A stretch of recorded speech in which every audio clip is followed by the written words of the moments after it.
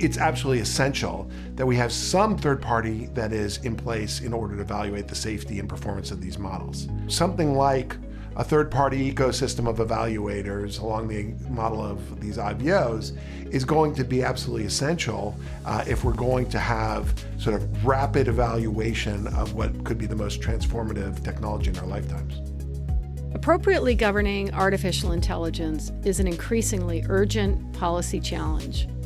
Our legislatures and policymakers lack the speed and specialized knowledge to translate public calls for safe, trustworthy AI into legal requirements. Industry, on the other hand, cannot be expected to always put these democratic demands first. We don't have any structures in place to help government or entities determine, am I doing the best I can do to cause the least harm? And is there any kind of standard to which I'm being held to do that? A regulatory marketplace of independent verification organizations, or IVOs, can overcome these limitations. Under this approach, a government sets outcomes, which are goals related to AI safety and accountability. A marketplace of independent, expert-led evaluators leads a voluntary process of determining criteria and assessing whether AI companies are meeting those outcomes.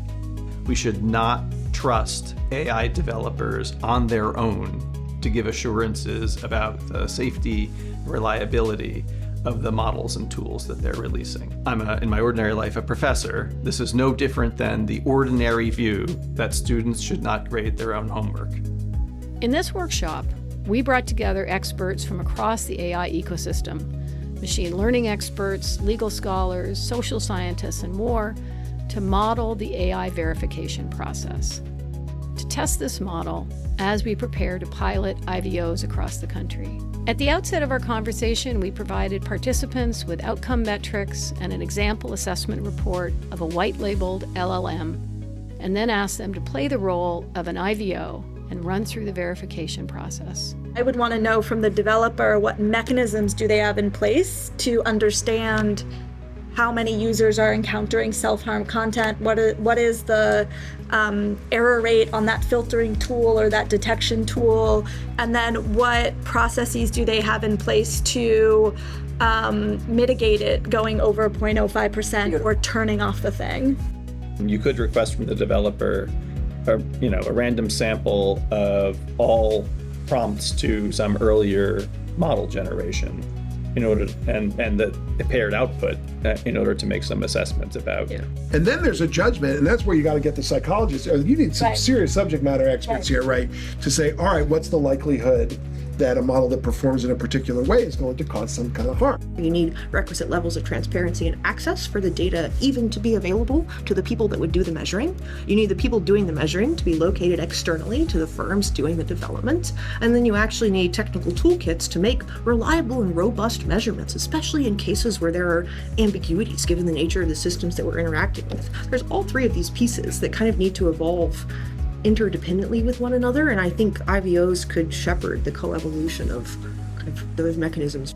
Ultimately, the goal that we're striving for here is we want this to be safer. We want to address the specific harm. We want to make sure that we're doing everything that is reasonable to be making these systems safer. I think the most important thing is that we set up a framework. And as we've seen over just these last few years since the release of ChatGPT, there are changes that are happening every month that couldn't be predicted a few months earlier. What we've explored today is the actual operationalization of an IVO in action.